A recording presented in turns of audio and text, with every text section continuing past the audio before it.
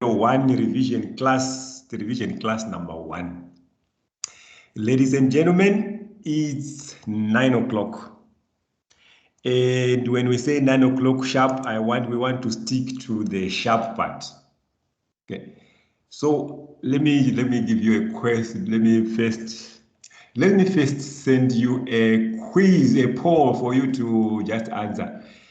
If exam by some mistake, let's see. If exam by some mistake was today, how confident are you of passing?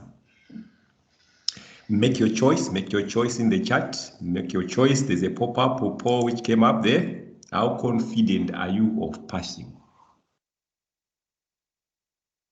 By some mistake, UNISA says, oh, today instead of revision class, we have exam. How confident are you? Let's get going, ladies and gentlemen. Say warm up. How confident are you of passing? So today since it's a revision class, we are going to be doing question after question after question. That's all. We do question. If it's a calculation, then we do the calculation together. Then I show you the answer. Then we go to the next one.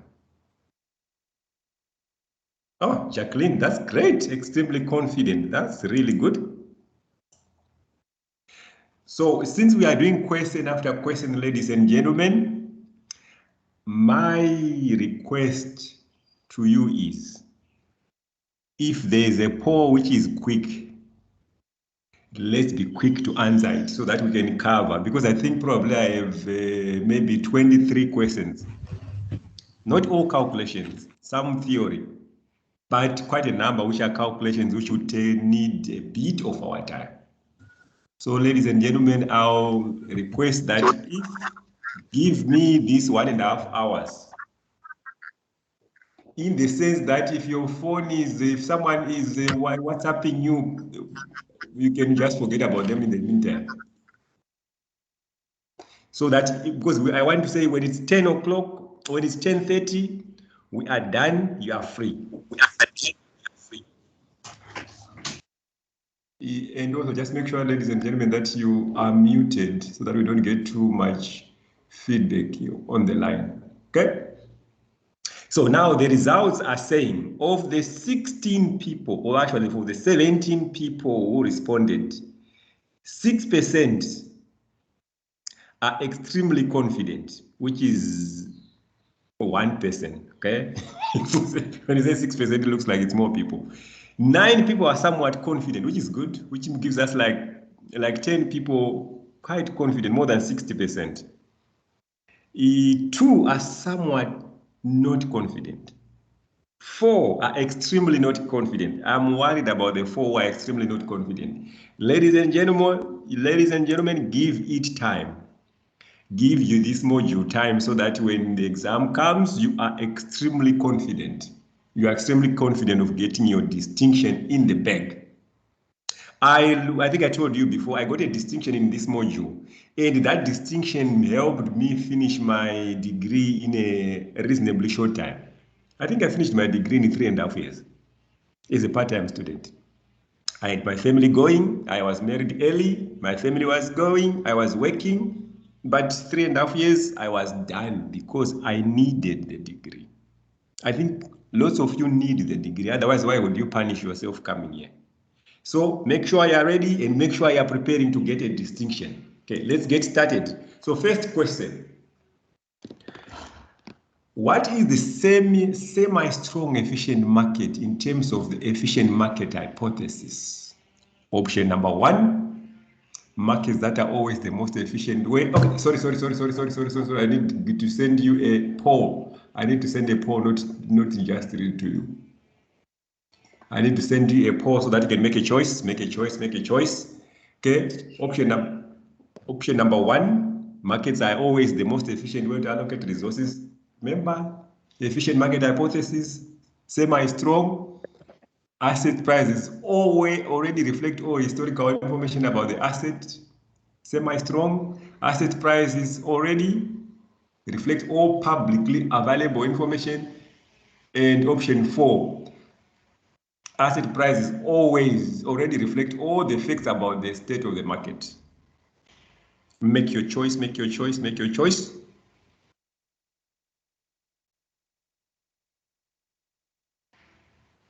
Okay, make a choice. Ladies and gentlemen, if it's a multiple choice question, let's do it quickly.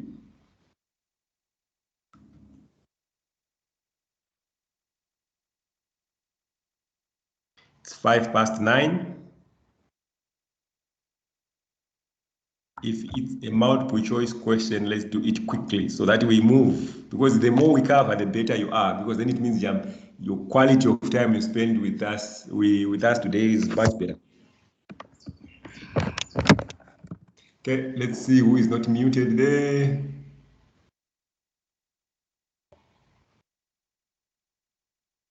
I can't find that person. Okay, maybe they are muted now.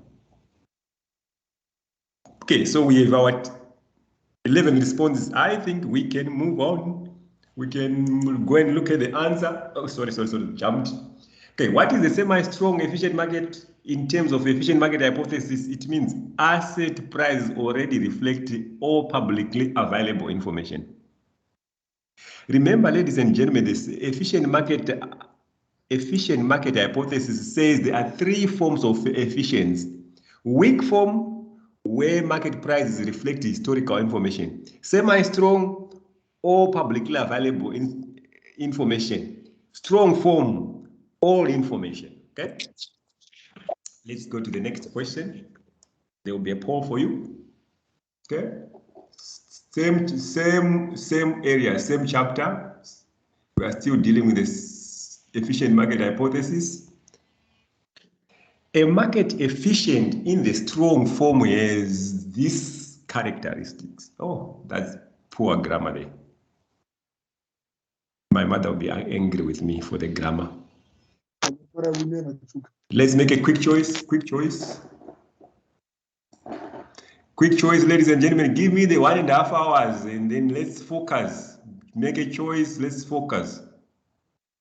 So that we can make progress, and it will be a worthwhile 1.5 hours.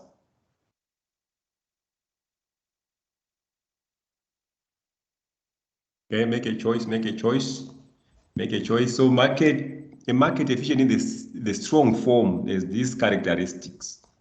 Maybe these or these characteristics. Insider trading is impossible as all information is already reflected in the asset prices. Asset prices already reflect all historical information. Yes, Tabo. Thank you, Doctor. Sorry, are you also going to send us these recordings like the other ones? Yeah, definitely. I remember to start recording. I'll send you the recording and I'll also send you the slides. Thank you very much, Doc. Okay. So make your choice, make your choice. Let's see how many people have chosen. Okay, we are doing well. We are doing well. Okay, so we get 19 responses. All the above. All the above. Some of you just stopped when you read the correct answer. Remember, strong form, insider trading is impossible. Strong form of efficiency. Asset prices already reflect all historical information. That's strong form of efficiency. Asset prices already reflect all public available. So all the above. Okay. We go to the next question. Ladies and gentlemen, we are not stopping because we want to cover ground. I want to stop where we do calculations. Okay. Which of the following? There I have a poll for you to choose from. Okay, let's go there. Okay, my scroll is not working now. It's working. Launch. Remember, ladies and gentlemen, if it's blocking your view, actually you can look at. If it's blocking your view, remember it's in the chat also on your right side. So you can just close with an X and then look at the slide and make your choice in the chat. Which of the following are characteristics of a well-functioning market? So we have our three options: liquidity and price continuity, availability of information, low transactional cost, external efficiency. Which of these are a characteristic of a well-functioning security market? Make your choice, make your choice, make your choice. If you can't make a choice in there, you can type your answer there. I have two options. I can choose for two people. Make your choice, ladies and gentlemen. Efficient market, characteristics of efficient market.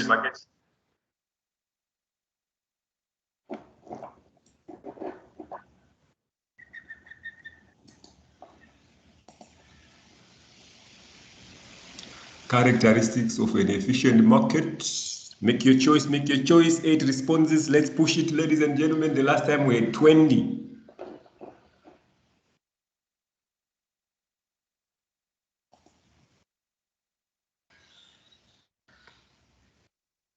Let's push it. And those people who are going to come in late are going to be so surprised that we have made progress before they joined. Make your choice, ladies and gentlemen. The question in there is the same one on the slide. Make it easy for you to read. Okay, Desiree says 2, so it's ACD. I chose. Okay, let's look. Hello, sir. I'm muting. If you want to say anything, ladies and gentlemen, you raise your hand. Otherwise, I will just mute you. Or actually, I'm not muting you. It will be you now who mutes you. Okay. Most of you are choosing 2. Okay, let's see. Which of the following are characteristics of a well-functioning market? 1, liquidity and price continuity. Yes, definitely. Unavailability, no, that's not right. Low transactional cost, yes. External efficiency, yes. So option 2 is correct. Option 2 is correct. All of you got that one right, so that's perfect. And when I send you the slides, you can see the one highlighted in green is the one which I think is the right answer. Okay. Now, another one. There's a poll coming up. Poll coming up, ladies and gentlemen. Be ready for it. A shift in the slope of the security market line is caused by changes in the, that security market line which shows the one going down and the other one, returns going up and risk going the other side. That shift in the parallel shift, what is it caused by? Make your choice, make your choice, make your choice.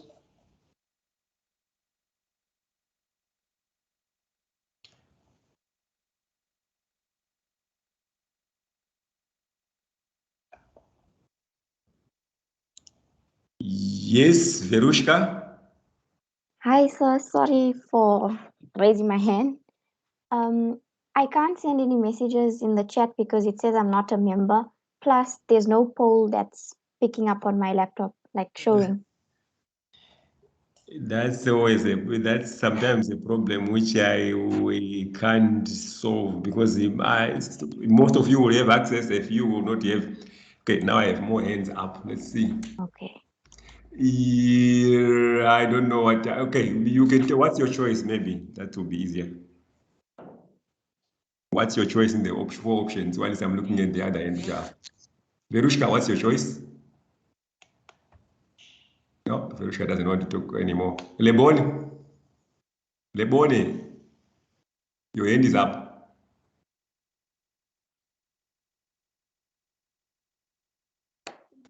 Okay. Yes, sir. I have the same problem.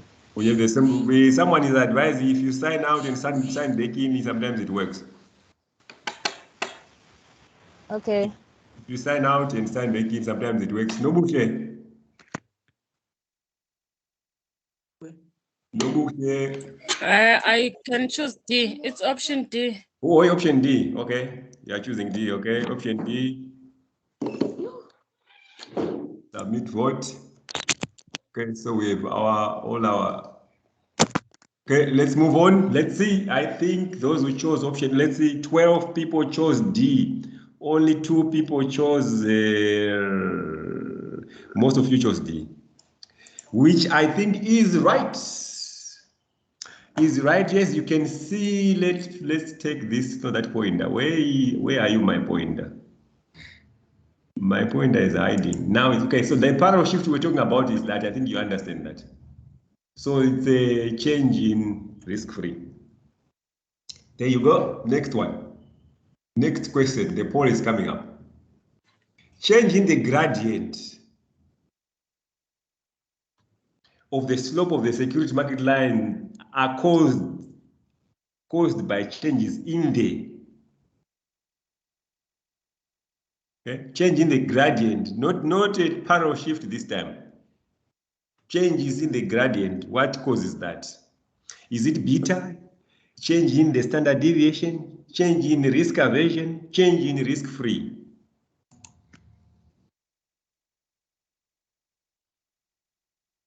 Make your choice, make your choice. C, somebody says C, that's Peter, not somebody. Peter said C. Make your choice, ladies and gentlemen.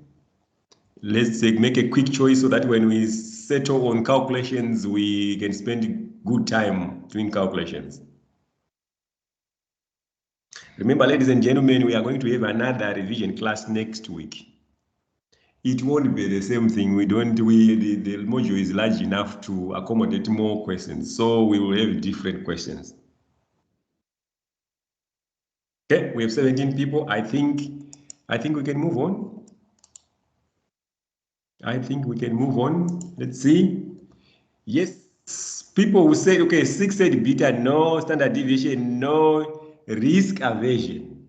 Okay, so this is all the change we're talking about. What causes this change in the gradient is risk, to say you are more afraid. Risk aversion means we are more afraid, we are more risk averse. So we are demanding more return for the same amount of risk. Yes, Makwati E says hi, Makwati E. Okay, so that's that. Okay, let's move on. Good. Another one. This one is another one. Is in the poll. Before we start calculations. Additional return for assuming. Okay, let's look for someone who is not muted there, and we'll mute them quickly. Okay, an investor should not expect to receive additional return for assuming dash risk because it is diversifiable. Because it is diversifiable. What type of risk? Is it liquidity risk? Is it what kind of risk?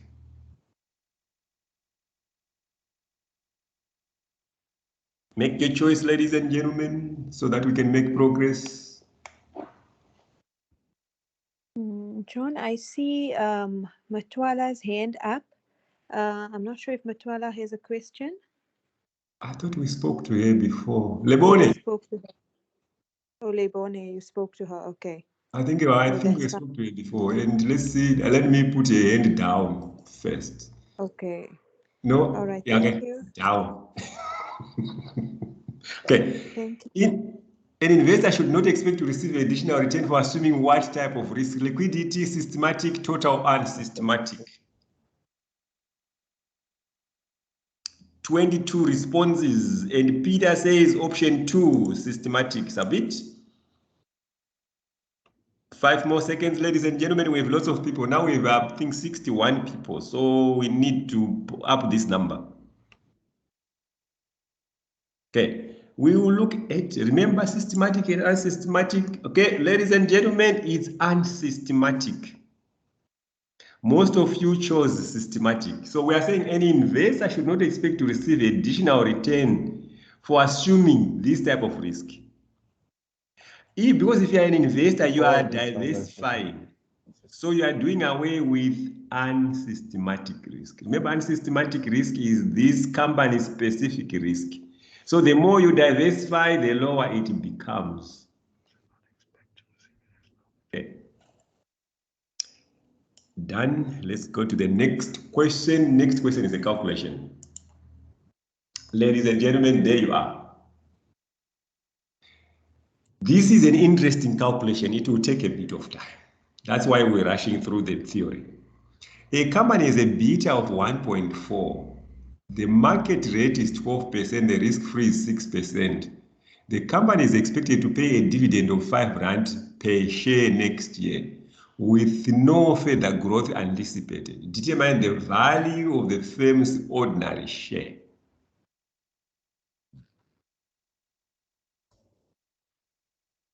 Okay? Do your calculation. I will give you 2 minutes to do your calculation. I'm just preparing my calculator out there while you are doing whatever you're doing. Can you see my calculator there? That's a brilliant calculator, that one.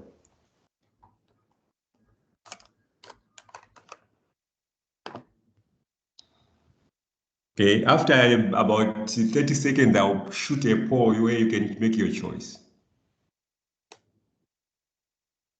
I will show a poll where you can make your choice after about 30 seconds. So when you get your answer, don't rush with it. I'm going to show a poll so that you can make a choice.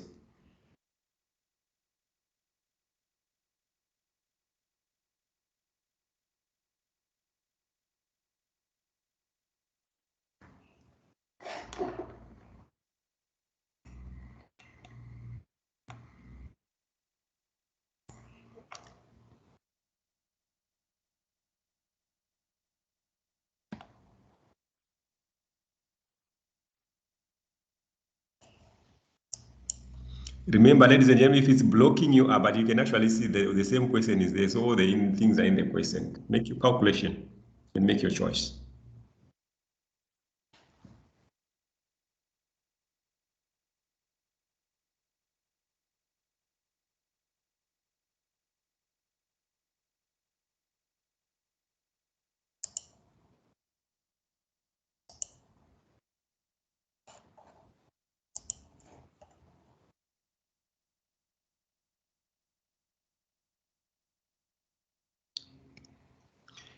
Try to be as quick as possible, ladies and gentlemen. Sbusiso. Sbusiso, your hand is up. Okay, it's down. That's good. Let's mute someone.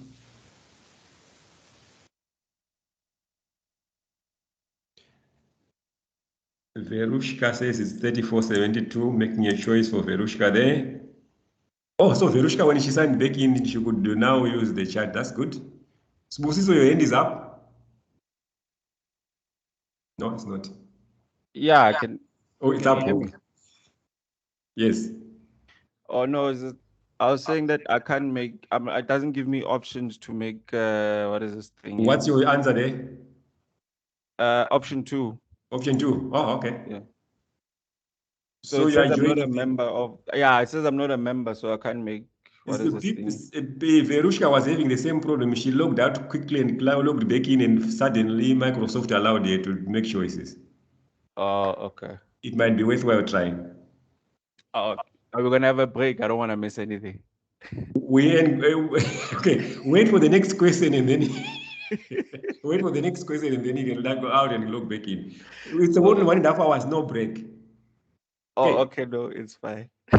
Ladies and gentlemen, do you want us to do together or do you want us to me to just show you the answer? Together, show the answer. Together, show the answer. Okay, let's do together. Together. Okay. So, ladies and gentlemen, the first thing you're supposed to do is the capital asset. You can see my slide. Can you? I think you can see my slide. Not my slide, man. Can you see my spreadsheet? That's what I wanted to say. So, the first thing you're supposed to use the capital asset pricing model. Remember, the capital asset pricing model says it says its required rate of return is equal to risk-free plus beta, open brackets, market return minus risk-free. If I make a mistake, you should tell me because I'm trusting my memory there. Okay.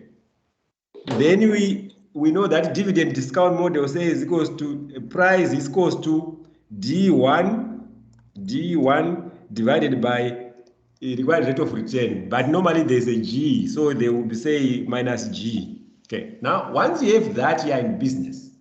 So our risk-free is 6. Is 12. Okay, so our risk-free, let's label things correctly. Risk-free 6. Our market return is 12. Our beta is 1.4. Okay. So we say, based on the capital asset pricing model, we say equals to 6, this 6 plus beta 1.4, open brackets, 12 minus 6, close brackets, enter. What is what I say? Yes, I'm missing a bracket. Yes, correct it for me. 14.4. Okay, that's the required rate of return, that one. That's first step. Then the price, remember it's D1. Our D1 we are told is equals to 5. D1 is that dividend. Divided by rate of return is 14.4. So 14.4 is 14.4%. That one. Let's go and check. Let's go and check. Let's go and check. Ladies and gentlemen, it's right. I'm lucky it's right. You can see. So this is your calculation there, which I was doing. Capital asset pricing model, blah, blah, blah, blah, blah, blah. Then we got our there. Any questions? There is silence, which means you another question. There you go. Sir, Yes. I don't see the screen for the calculations. You don't see the screen for the calculations? Yeah, That one? not clear. Oh, it's not clear. Oh, okay. Don't worry. You are not alone. Some of us also struggle with that thing. Okay, we'll do that for next time. For next time, I'm going to zoom like that. Can you see it now? Yes, I see it now. Okay. But now we are in this question. No, I didn't see it. I see the next question. Okay, let's go back because we're already doing next question. Okay, Please, 1 second. Okay, so I said the first thing you have to find the required rate of return using the capital asset pricing model. How did we know it was a capital asset pricing model? Because we were told the beta, market return, and risk-free. Then we used the capital asset pricing model. That's the formula we used.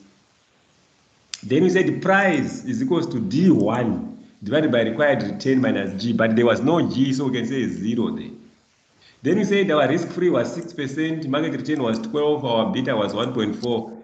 So required return was equals to 14.4% of the required return. So the price here, P, was equals to 5 divided by 14.4%, which is equals to that. Okay? Dying Okay, sir, thank you. I'm dying to go to the next question. Next question, ladies and gentlemen. Yeah, next question. Next question, ladies and gentlemen. This one is okay. I gave you a warm-up calculation. Now we can just do it with another theory. Make your choice, make your choice, make your choice. So use the illustration below. Share XYZ is located below the security market line. Which of the following is there? So we are saying the answer of the question.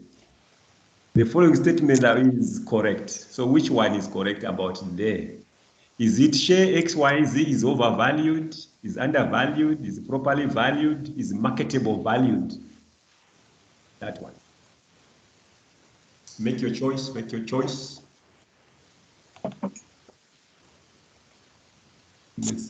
Let's mute some participants.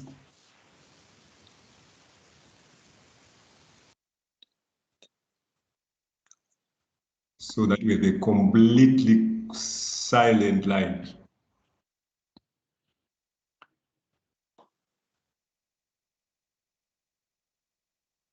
Okay, let's see.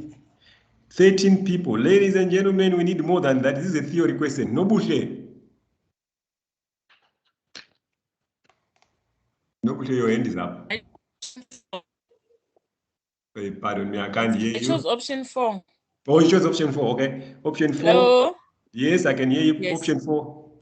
Okay, I chose for you option 4. Now we have 20. Mona Lisa can't hear anything. Is it my side only? Yumna, can hear me?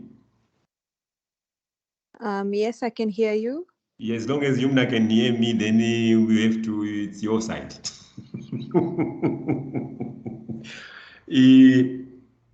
Bodiso says option 2. Okay, let's choose for Bodiso. Option 2. Option 2 there. Submit vote. Done. Okay. So we have our 19 responses, 20 responses. 14 of you choose option 2.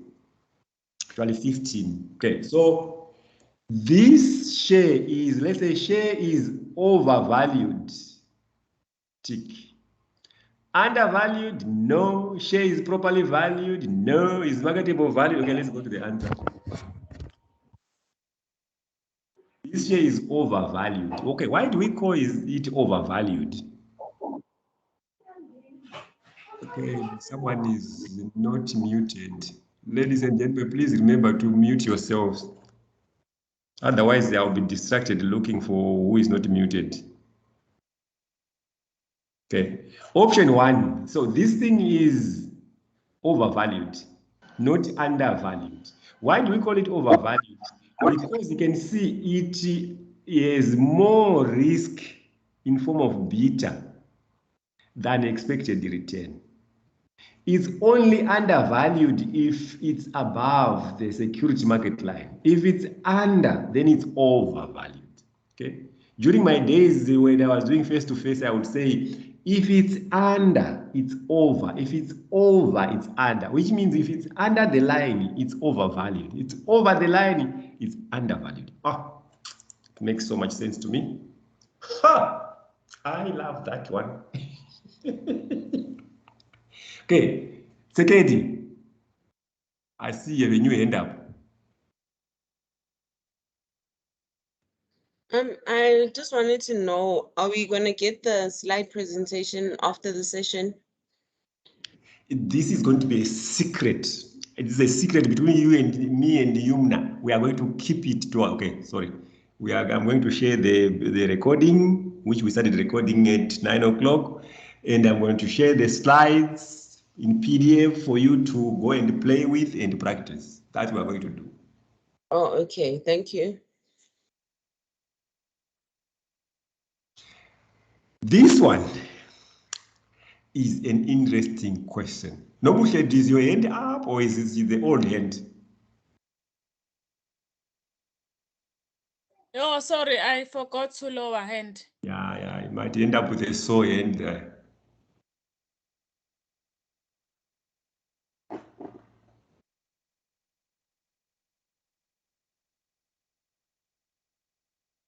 Okay, now no hand is up. Ladies and gentlemen, let me give you, in case there are some people who already got the answer there, let me give you a chance to put your answer in the chat. In case 9:33, the time is still looking good. We are really doing very well.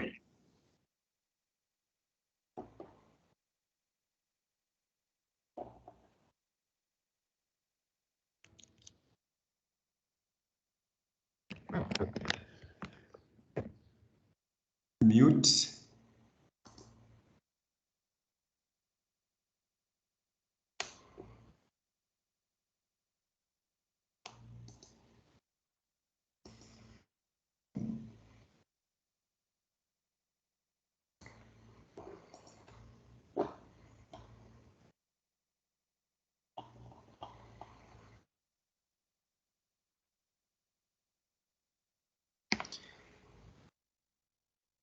Okay, I'm happy people are coming up with answers.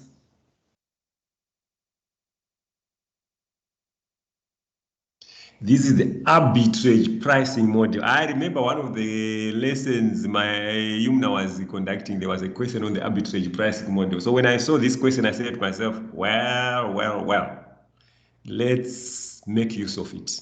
Okay. Peter's choice is number 4, option 4, submit.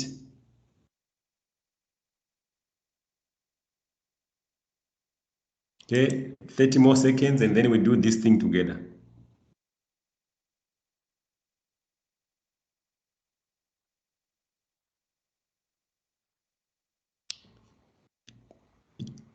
Ten more seconds, then we do this thing together. Let me prepare my calculator.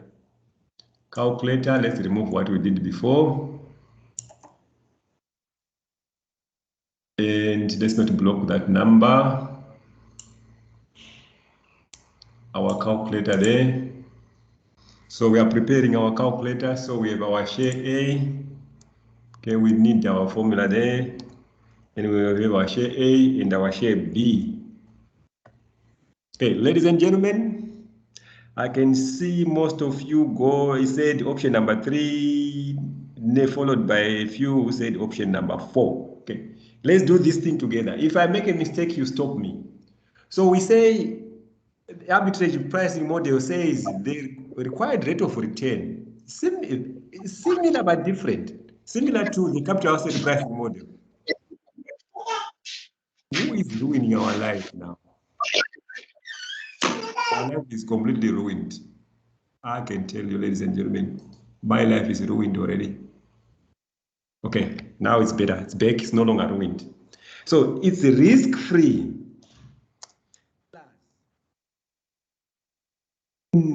Asset A and whatever factors. Okay, that doesn't make sense. So our risk-free here is this thing. Risk-free, our risk-free is that thing.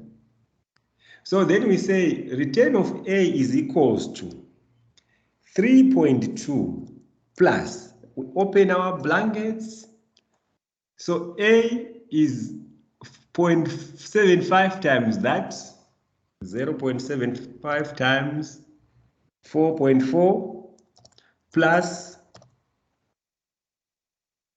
A 2.1 times 5.1. Lazy days, my really lazy days, or during the days when I was pressed for time, I would then choose option number 4. Okay, but these are not my lazy days. So equals to 3.2 plus open brackets. This is the risk-free. So we say for B, 0.8 times that, 0.8 times 4.4 plus 5.1 times 4.25. So you can see during the lazy days would have given me the right answer, which is worked out that way, ladies and gentlemen. Some of you might be saying, but we never did this. When we did our lectures, we never did the arbitrage pricing model. Me and Yumna were talking to the lecturer, Mr. Matsoma, and say, okay, give us like an insight of what to focus on for exams. You know what we're trying to say? Give us something which you can just tell the students so that they can focus on. He says there is a question bank. I think he said there are 600 or 200, I can't remember the number of questions. So when he sets the exam, what the computer does, it just goes and chooses from that bank. So Yumna's exam and my exam will be on similar topics, but the questions will be different. Okay. I told you, ladies and gentlemen. We are moving on towards the commercial break. Next question. There it is.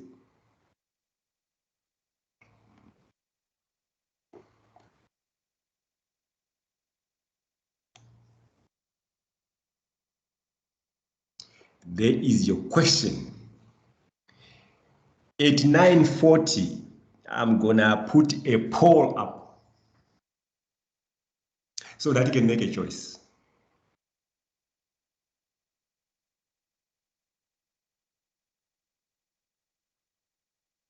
You purchased a 10% coupon bond with a par value. Oh, who could make Par value. Okay, I corrected it. The par value of 1,000 rands 1 year ago.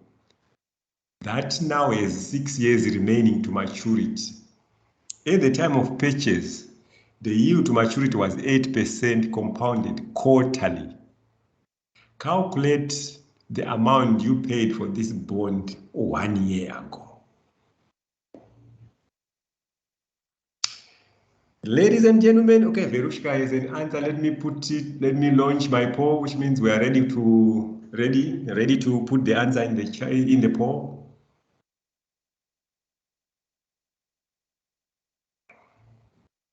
Make your choice, Verushka there.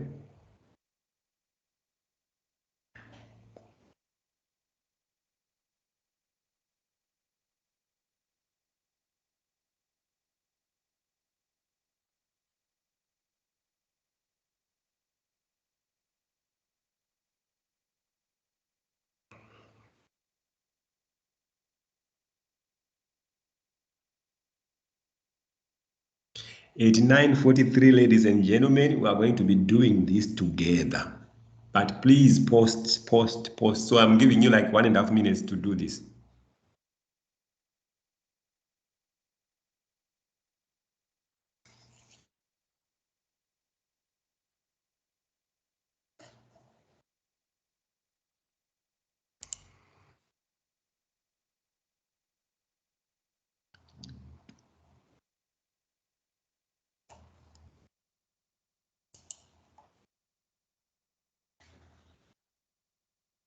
Okay, 1 minute, ladies and gentlemen.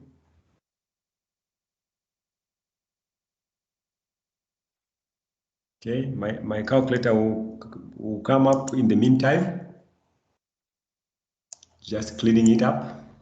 The nice calculator.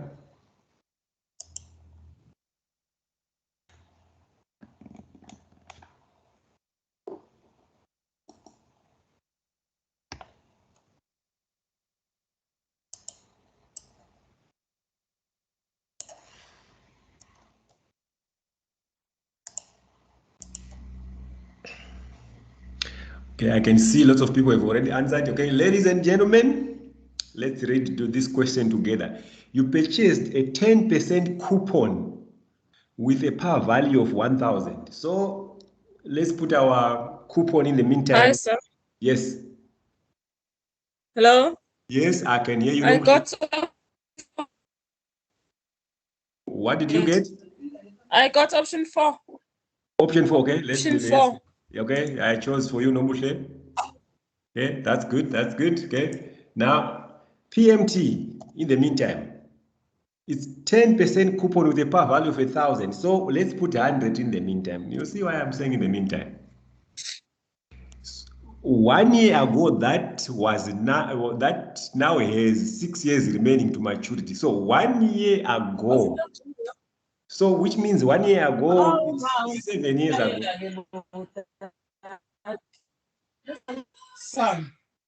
Okay, someone was ruining our life there. Our life was already ruined. Okay, so 7. Why 7? Some of you will say, wait, where is the 7 coming from? Because you purchased it 1 year ago. Because the question is saying calculate the amount that you paid for 1 year ago. So 7 was N.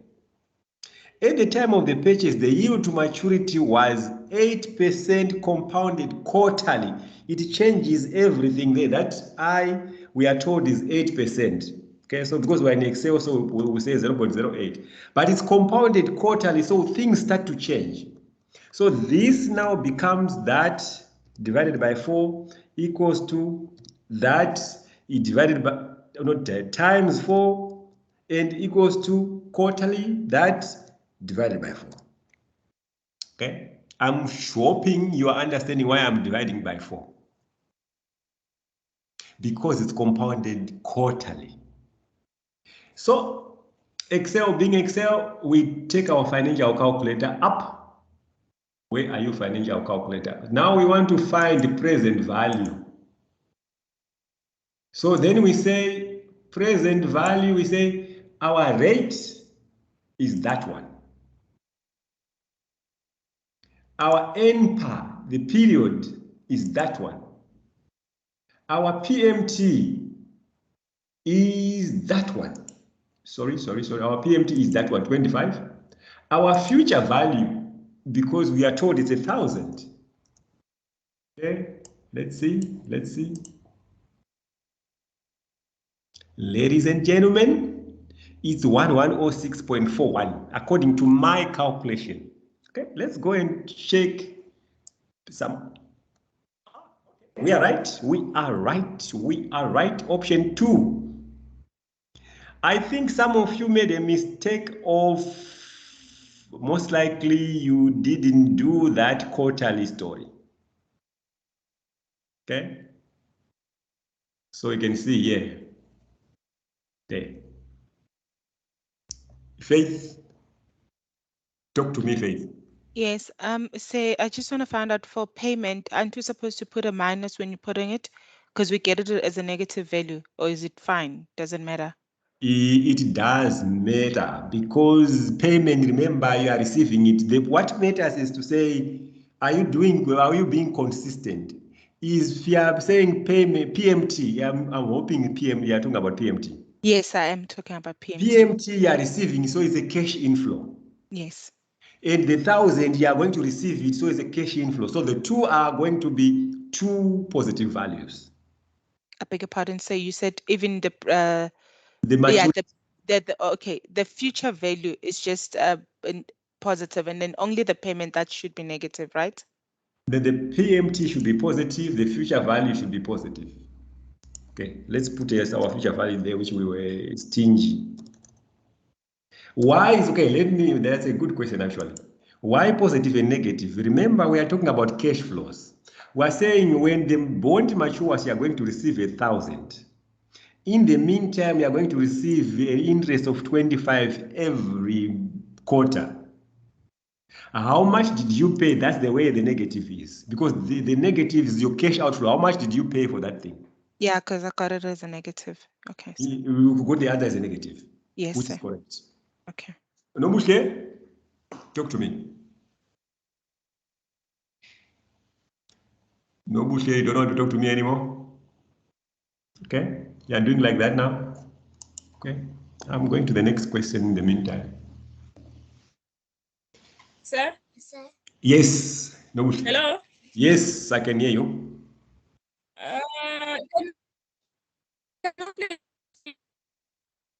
We're taking a 7. I can't hear you. Your voice is breaking. Hello, sir? Yes? Hello? Yes, I can hear you now. I want to know why we are using a 7 for in number of years. Oh, that's a good question. This 7. Why did it change to 28? Because we said it's a quarterly thing. So we are paying, how many quarters are we going to be paying it for? We are going to pay for 28 quarters. It's 7 years, but we are going to pay for 28 quarters. That's why it's 28. But they said 60. Pardon me? What's one year coming from? But in the question, they said 6 years. Okay, sorry. Let's go back to the, sorry guys, we're going back to the question. The question said, if you read it closely, 1 year ago, that now is 6 years remaining. That's where the problem was. So the question says, calculate the amount you paid for this bond 1 year ago. So okay. That's where the trick is. Okay, ladies and gentlemen, next one. Michael Ferreira. Okay, thank you. Okay. Michael Ferreira will start making 10,000 equal annual beginning of year deposits 5 years from now for a period of 10 years at an interest rate of 9% compounded quarterly. Determine how much this investment is worth today.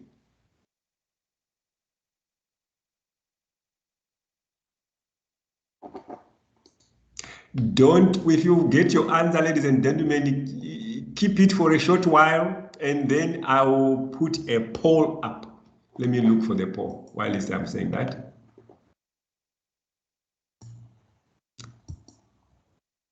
This is a little bit tricky. When I found it, I said, I spent some quality time with it. Quality time. Talking to Michael Ferreira and his investment.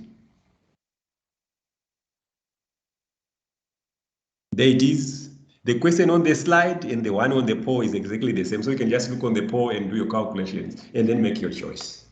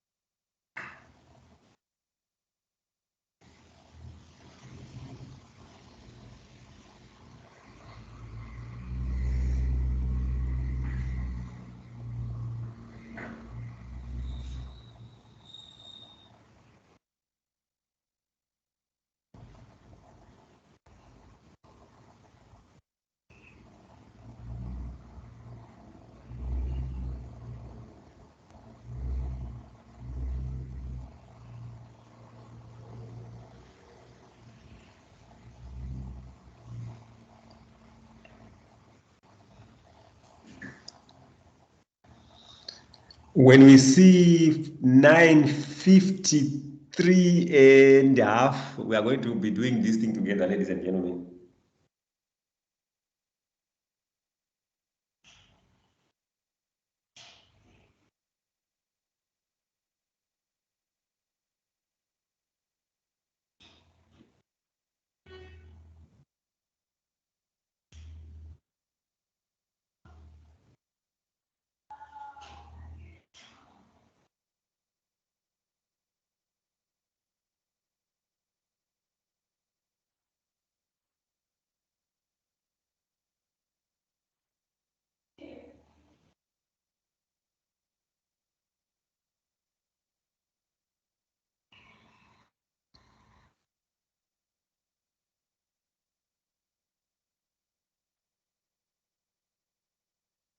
Oh,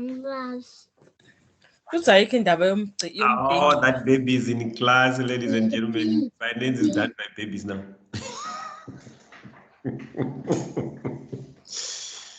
The challenges of going to school when as an adult, too many things on the go.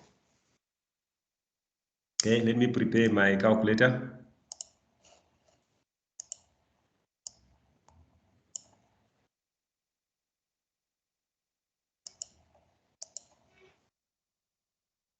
Ladies and gentlemen, it's 54. Okay, let's do this thing together. Michael Ferreira will start making 10,000. Okay, so in the meantime, let's say PMT 10,000. At the beginning, okay, you see, that's important. That's important. So we say beginning. Beginning of equal annual beginning of year deposits 5 years from now. So we say starting when 5 years from now, okay, for a period of 10 years, okay, for a period of 10 years. And before we forget, remember it's quarterly. So the period is equal. So he made like, I think he made 40 payments. Oh, no, times 4. 40 payments. And our I is 9% per year, 0.09, but per quarter, I think it would be equals to that divided by 4, okay? how much is the investment worth today? Okay. So how much is the investment worth in 5 year, 5 year, 5 year? In the fifth year, how much is the investment worth? So we want to find the present value, ladies and gentlemen, in year number 5. So we say, don't worry, because Excel being Excel, present value, okay. And we do that. Then we say, what is the payment? Payment here, we say 10. It's starting 5 years, we don't care about that. For how long? Enter for 40 years. What is the interest rate? Is this? What is the future value? We don't know. We just want to find the present value. But now the one thing, remember, we need to put our calculator in the begin mode. So in Excel, how do I put in begin mode? I'll come here and say 1. Okay. This answer is wrong because this is the value in 5 years. So if you say option number 4, you did a part of the question.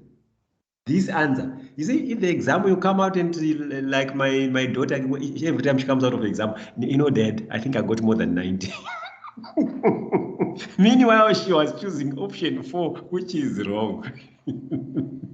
We want to find present value today. So we then say equals to what is the present value of that divided by 1.0225 to the power of 5.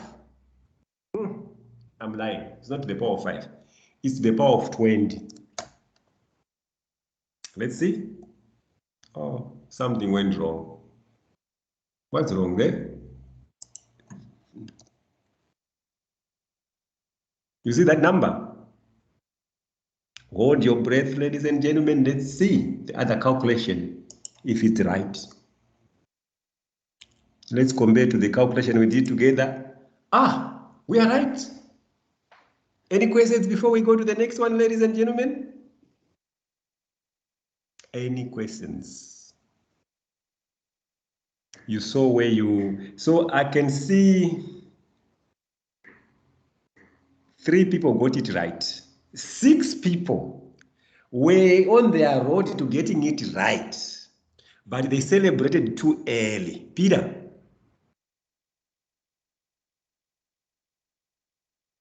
Peter, the floor is yours.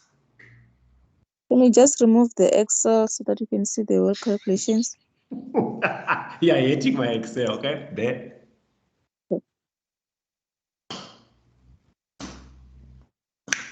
These are seconds. 2. Peter. Can you hear me? Yes, I can hear you, Peter. Okay. See, if I may suggest, because the interest rate here is not entirely clear because it says 9% compounded quarterly. If maybe you can say 9% per annum compounded quarterly, then that's much better. You get me? I agree with you 100%. When I was doing it beforehand, I said to myself, what do they want? But so this is an actual past exam question.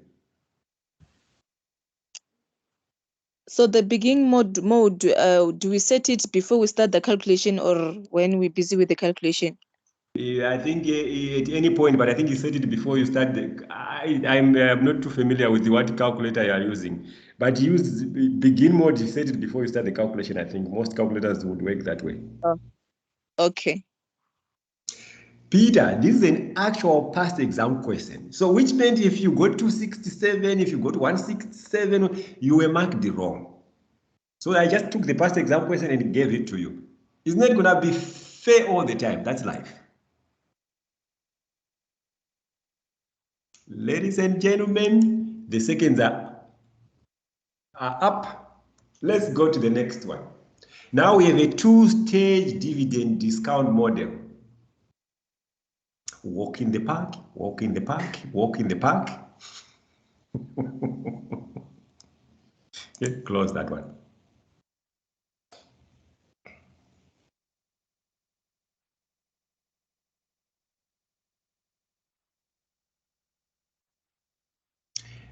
If you lose me for a few seconds, it means load shedding has started. But as when I checked the schedule in the morning, it said no more load shedding.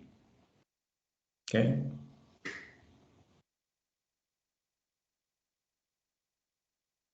That's what it said. Let's see if it was true.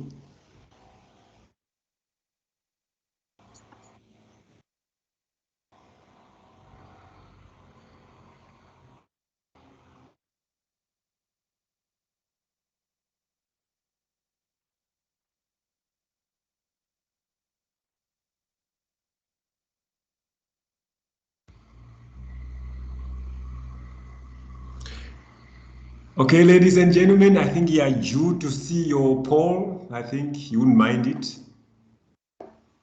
It's for you to choose your answer.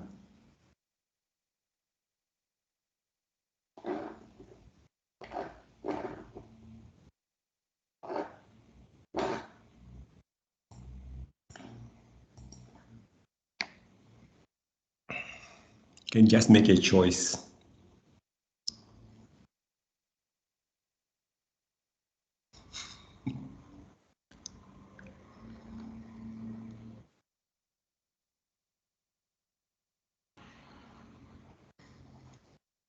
When I say 10:02, ladies and gentlemen, we are going to do it together.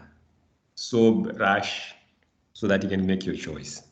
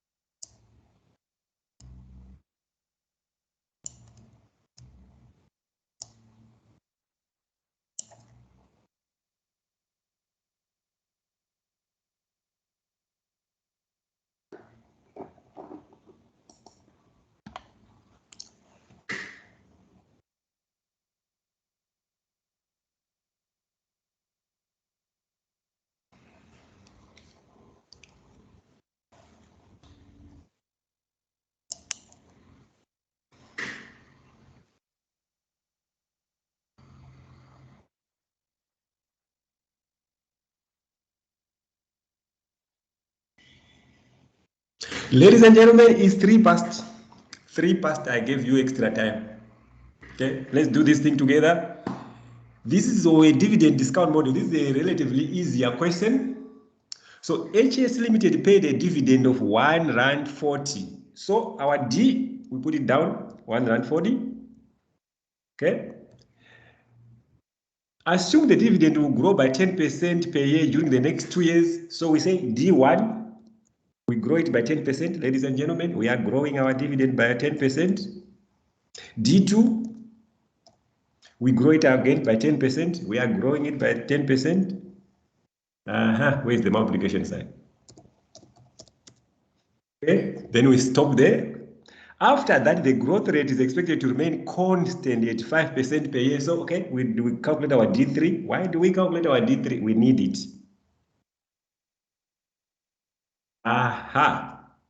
Times 1.05. Ladies and gentlemen. So now let's read the rest. The required rate of return is 7%. Okay, thank you very much. Using two-stage discount model, the share intrinsic value is closest to. Okay, ladies and gentlemen, if you are doing this multi-stage, so you already calculated the D1, D2, D3. So the price at year number 2 would be P2, to say it's price at year 2. Remember, dividend discount model, it says D1 divided by required rate of return minus G. Okay, D1, but in year 2, our D1 is D3. Okay, how come D1 is D3? Divided by rate of return, we are told there it's 7%. That's why I'm putting 0.07, ladies and gentlemen. Minus G, our G is 0.05, which is the growth rate. 88.94. Okay, nobody chose that. So we are still good. We are still friends. Okay. Now we need to find the present value of these numbers. So we are going to find the present value of this one. These two. Oh, I can't because if I do this, what happens? Ah, nothing happens actually. The world didn't change. Then we do this again. Then we highlight that. So we're going to find the present values of those amounts. So to find the present value of 88 Rand, we say equals to that 88 Rand divided by, we open our blankets, 1.07. There was no need to open blankets. To the power of its second here, to the power of 277. Then we come here, okay, my mistake, we were supposed to find these two present values, not that other one. Okay, okay. That one is just equals to that divided by 1.07 because it's the first year, to the power of 1 is the first year. The second year is equals to that divided by 1.07 to the power of 2. Ladies and gentlemen, the only thing we are left to do here is equals to sum. People are rushing to put the answers. Okay, those are holding their answers there. Okay, hold it, put it. Okay, enter 80.59. Ladies and gentlemen, 77.68. Okay, let's go and look at the answer first before I start lecturing you about why it's not that one. 77.68 is not the one because it means you ended up there and started celebrating. You celebrated too early. Okay, ladies and gentlemen, you were supposed to choose 88.94. Oh, how come this one says 80.60? Oh yeah, true. 88.94. Nobody chose that. 100% yeah, perfect, ladies and gentlemen. But 80.60, which is option number 3. Questions, ladies and gentlemen. I'm open for questions for the time being. Open for questions. Someone will say, please take out your spreadsheet. Okay? The haters are always there, so we took off our spreadsheet. They presented nicely in a neat way. Don't worry about looking at it. I will send you this slide. But worry about that one. Still, we are doing the dividend discount model, but now this is a multi-stage, a little bit a step further. Ladies and gentlemen, that one is yours. And when I see the clock strike 10:10, ladies and gentlemen, I'm going to start doing because we are only left with 22 minutes.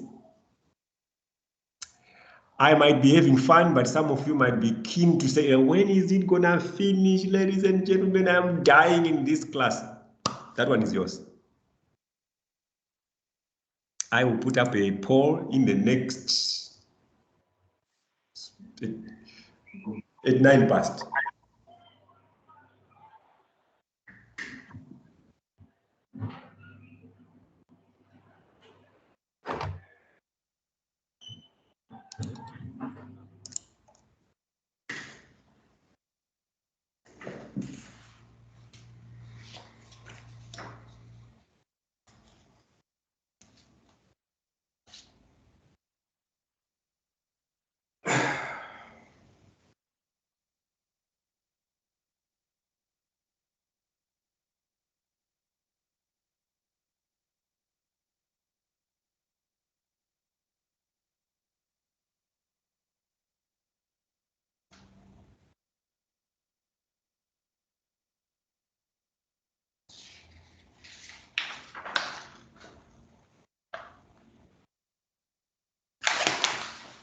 Okay, let me put the answer, ladies and gentlemen. I got distracted there.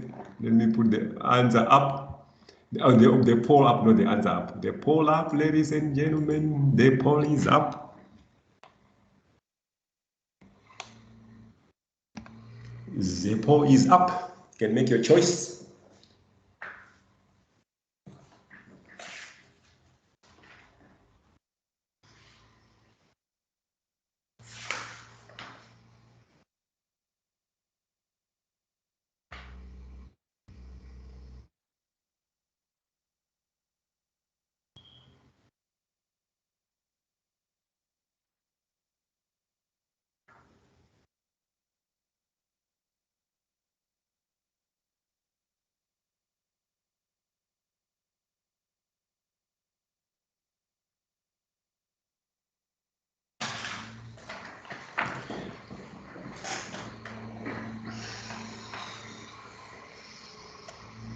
Okay, finish, ladies and gentlemen. I'm giving you a few seconds to just put your answer there.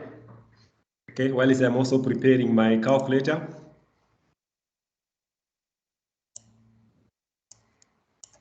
Okay, I think I'll leave the D's, but this I'll remove.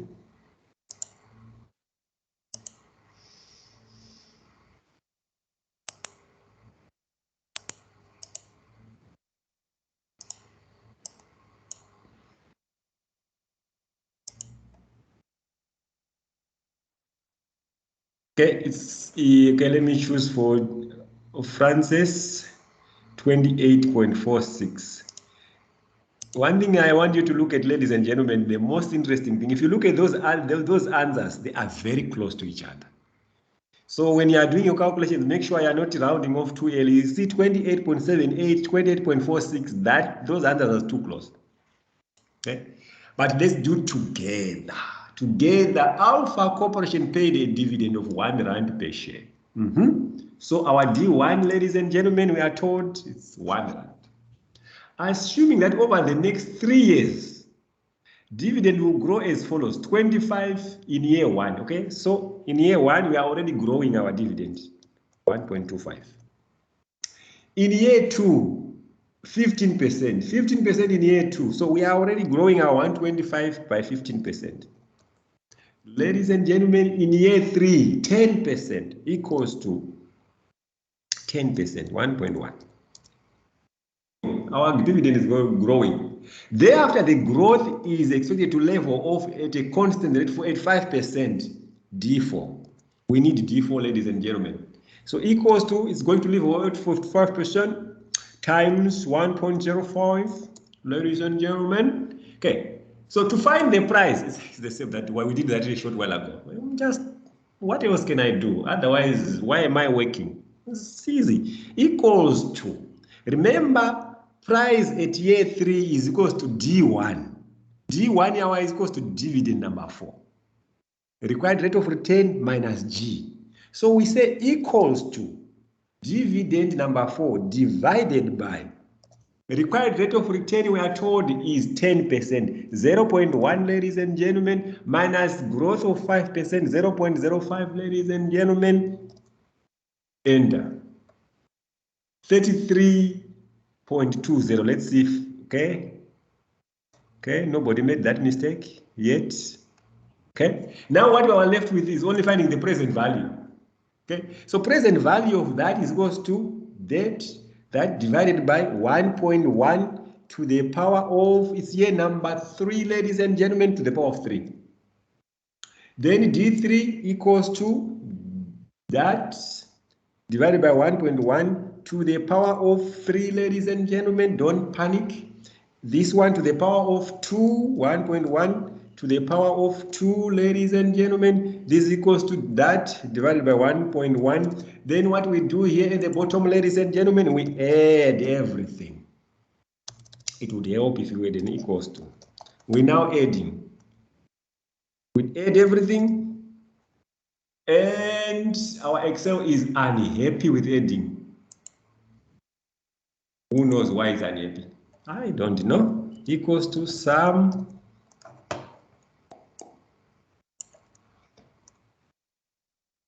28.46. Francis, you are perfect. And the other 2 of you are perfect. Yes, the other 2 of you are perfect. No, the other 2 of you agree with me. Francis and the other 2, you agree with me. Let's go and see if the answer is correct. Yes. Francis, you are perfect, and the other 2 perfect people. Any questions, ladies and gentlemen? Before we go to the next one.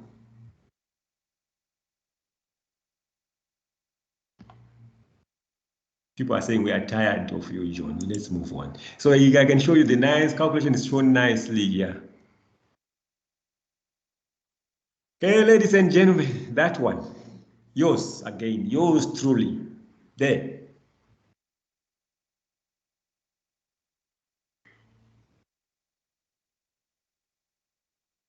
That one should be quick. We are done with this dividend discount models. Delete.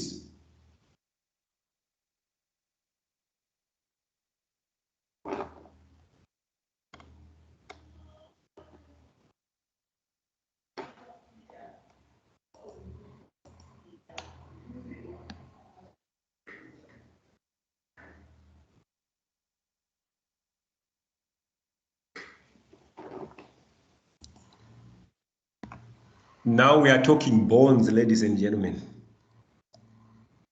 Bonds.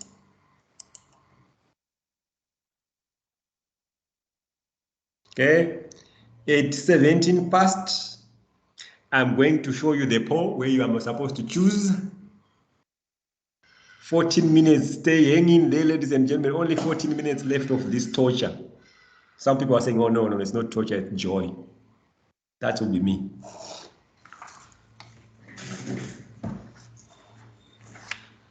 I think my poll will not disturb anyone, so let me put it up.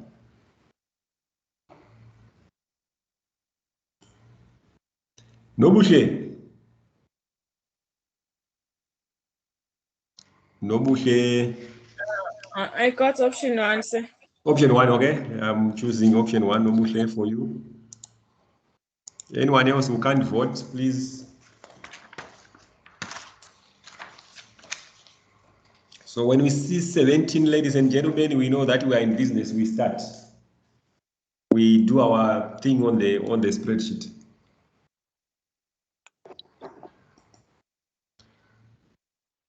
Patricia? I got option 1. Option 1, Patricia, 1 for Patricia. Sakani? I got option 1, sir. Option 1. Then Nomzamo? I got option 1. Okay, ladies and gentlemen, it's looking like it's very popular. Option 1 is popular. And how many people do? 13. Okay, let's do together because some will be saying, why are we doing together? We already got this. You just like stalking. Yeah, there are 68 people here, so we have to do together. Lemona, okay, ladies and gentlemen, let's do this thing together. Zero coupon bond, which means there's no PMT. Is a par value of what? So our par value FV there is 100,000. 1, 2, 3. Okay, what happened to boarding? We like board to make it easier to see. With a maturity of, so our N is equals to 25. And yield to maturity, our I is equals to 0.14, ladies and gentlemen. But we are told that it's semi-annual, which makes it equals to that divided by 2, which makes that equals to that times 2. You can change your minds, ladies and gentlemen, if you didn't do that. Now we call our FFX the calculator, which you shouldn't worry about because you have your own calculator there. This is our one. So our rate is that one. Our NPAR is that one. Our PMT there, we already know PMT because the zero coupon. Our future value is that one. Please put your answer, ladies and gentlemen. It happens that so many perfect people. Nobushle, I have Nomzamo, I have Lebone, all these perfect people got it right. And the answer actually agrees with us. But ladies and gentlemen, let's do that one. Let's do that one. Yours. While you were busy and doing your question, my daughter brought me a fees form, okay, which I'm completing while you are working. When I see 20 past, ladies and gentlemen, I'm going to do the question together so that we can go to and do the next thing.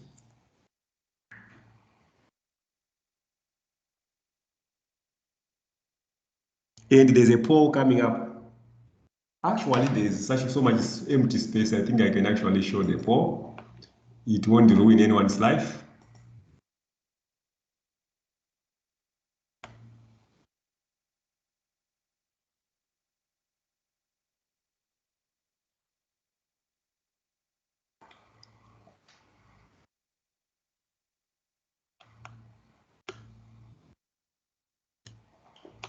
Okay, let me put some hands down.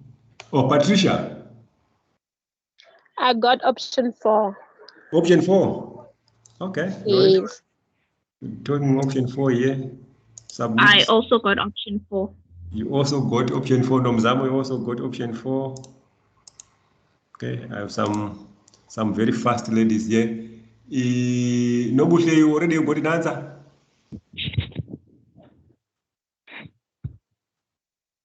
No, I'm still okay. calculating. Yeah, be fast.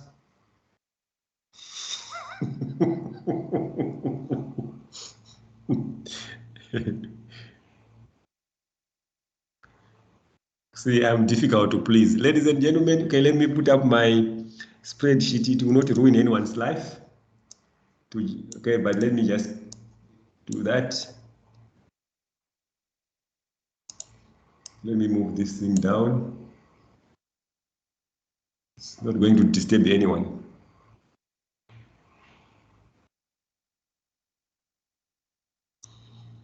When I sit, Nomushe, do you have an answer for me?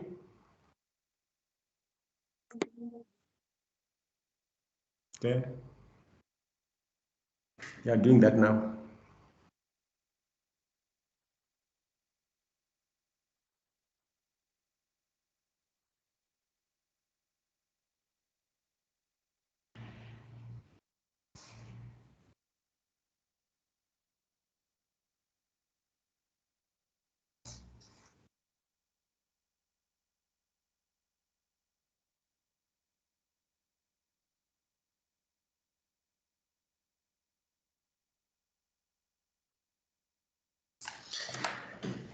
Ladies and gentlemen, I am preparing myself for this thing, PMT.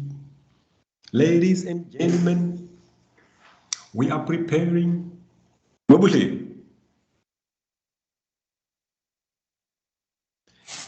Hello?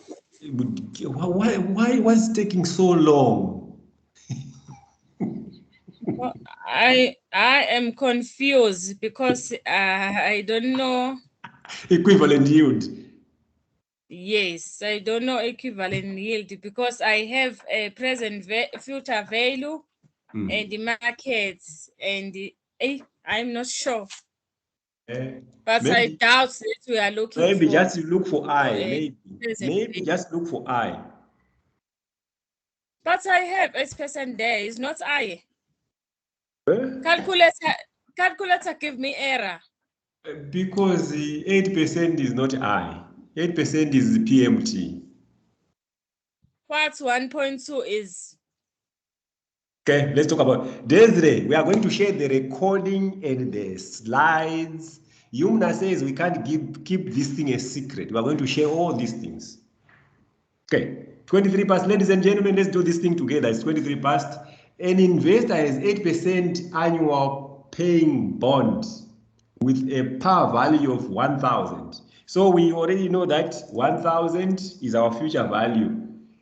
N, okay, sorry, before N, it's an 8% coupon. 8% coupon. So our PMT is what? 80, because that's the 8% coupon. The bond has a market price of 1,200. Market price. Remember, ladies and gentlemen, to put a minus here. That's, I think, Nobuhle. That's why you're getting an error. You're not putting a minus there. I'm just guessing. Then, yes, I didn't put minus. 20 is our N. Equivalent yield, ladies and gentlemen. I think you're looking for I, but don't worry about me. I am looking for something else called rate here. Rate. Then we do that. N par is what? I think N par is 20. PMT is 80. Present value is 1,200. Future value is 1,000. And okay, we want more decimal places. What do? We come and ask Excel to give us more decimal places. Where is the decimal places? I have to block everything to just find the decimal places. That's unfortunate. That's really unfortunate. No, wrong direction. Ladies and gentlemen, if you found 6.22, we are in agreement. But let's see, we might agree, but we are wrong. But apparently this time we are not wrong. Ladies and gentlemen, 25 past. Let's do the next. I'm not even asking you. Okay, that one we are going to skip. Skip that one. That one I don't want to finish with crying people. I want to finish with this one. Duration. Ladies and gentlemen, this is your last question. Doesn't mean that's the last question in the slide. The slide, there's I think 4 or 5 more questions. This is just your last question. Otherwise, some people will collapse with calculations. Duration. And I was motivated enough to give you a hint of the formula. Last question, ladies and gentlemen, try to get it right this time.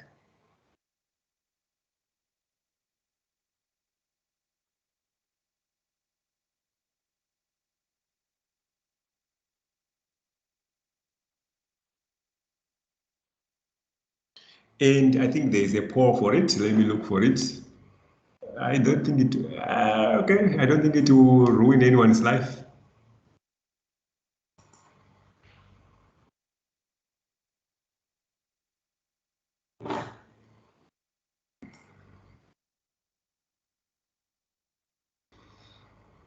Okay, here it is.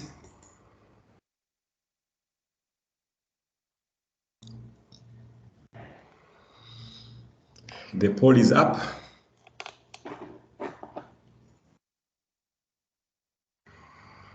The poll is up, ladies and gentlemen. If you finish, make your choice. I'm completing a form for my child's school fees next year. Meanwhile,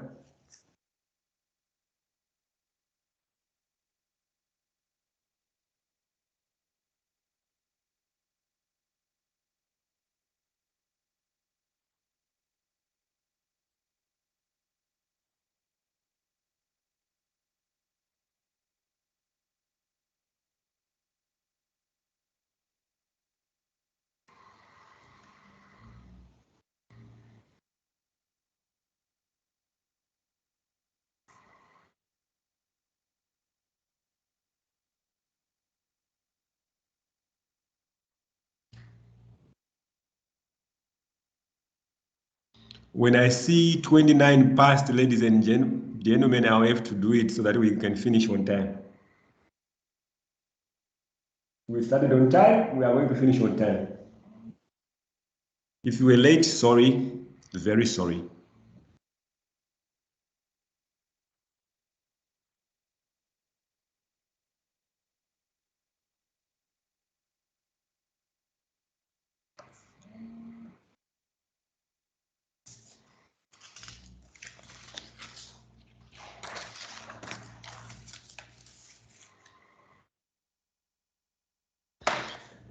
Ladies and gentlemen, it's 29 past. I don't want to keep you in this class. You have more important things to do. So let's do this together. Delete that.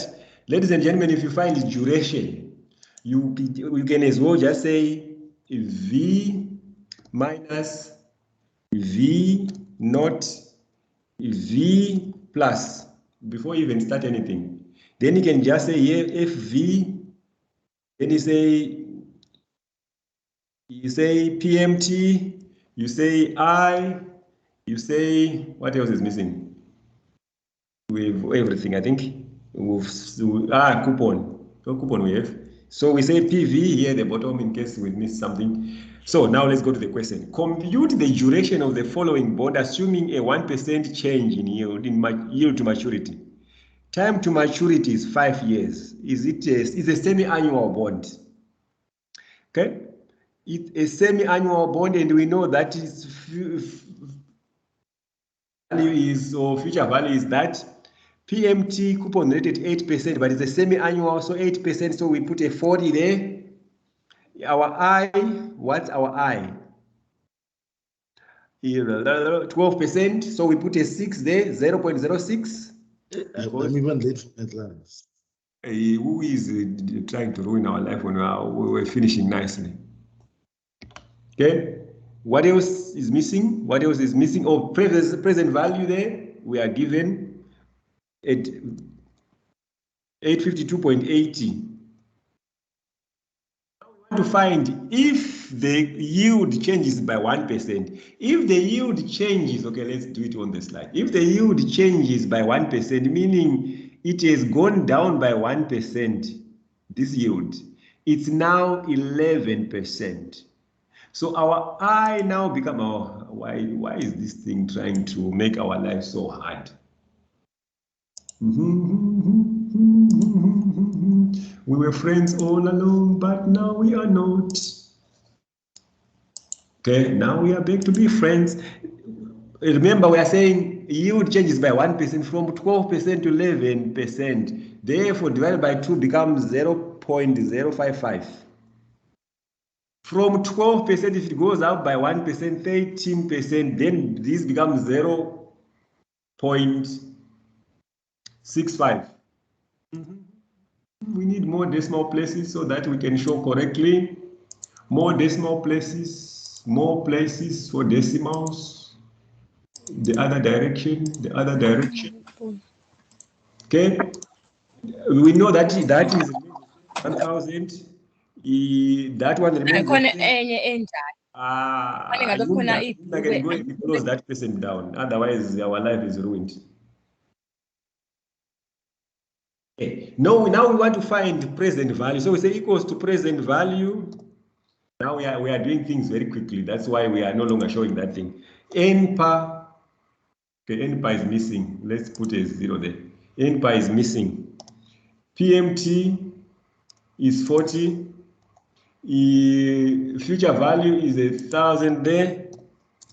Then we come here and say, what's the maturity? It's 5 years, N. So because it's a semi-annual, it's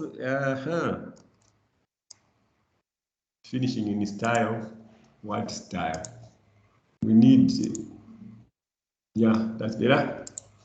Now we come here and say 10, not whatever it was doing there. 10, okay? Something went wrong. Something went wrong. What went wrong? Let's start again. FV, present value, rate is that one. NPA is number, N, PMT, 40, future value, 1,000. What's wrong? What are we the rate, sir? The rate, it should be 0.065, not 0.0. Oh, yes. It should be the payment. Yeah. Who was talking? Is the payment? Peter. Yeah, the payment there. Peter, you are a perfect. The payment. Yeah. Okay. I'm being lazy, ladies. I'm being lazy. I didn't want to do the calculation, that whole calculation, so I just went and copied the formula. Ladies and gentlemen, I'm being lazy because we don't have time anymore. Okay, so I want to convert that to times -1 to positive. Okay, so these are the values. Then we remember our formula is there. So then we say equals to, open brackets, V minus, we already know that, minus V plus that one.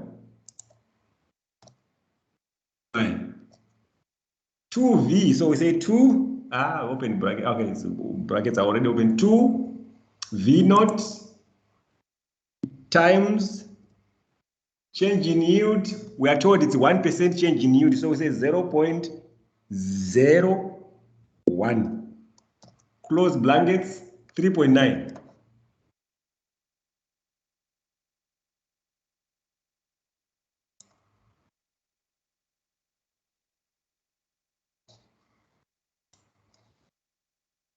It's correct. It's correct. Ladies and gentlemen, option 2, let's see. Oh yeah, most of you got it right. Why were we doing it? Ladies and gentlemen, I will stop recording. Any questions? Where are you going to share the slides? The slides, I'll go and share. I will send the slides to the lecturer, Mr. Matsoma. And then I'll also send you a link. I will also upload them on my YouTube channel. Because some say we struggle with the YouTube. Some say we struggle with accessing them on the UNISA platform. I'm going to just say upload them there, and I'll share the link with you so you make your choice. For me, I don't want you to struggle with those things. I want it to be easy. Okay. Can you please upload today? I will try, Desiree, I will try to upload today on my YouTube channel because that's what I have control of. On the platform, Mr. Matsoma might upload today. Anyone else? Tabo. Yes, doctor. I just want to find out these multiple choice questions, do they carry the same weight in the exam? Because some of them is like 5 minutes, 7 minutes, other one is 2 minutes. I was thinking about it yesterday when I was running in the morning. You know, when I wake up early morning, I go for a run. I was saying, but how could any easy question and a difficult question, yes, they carry the same weight.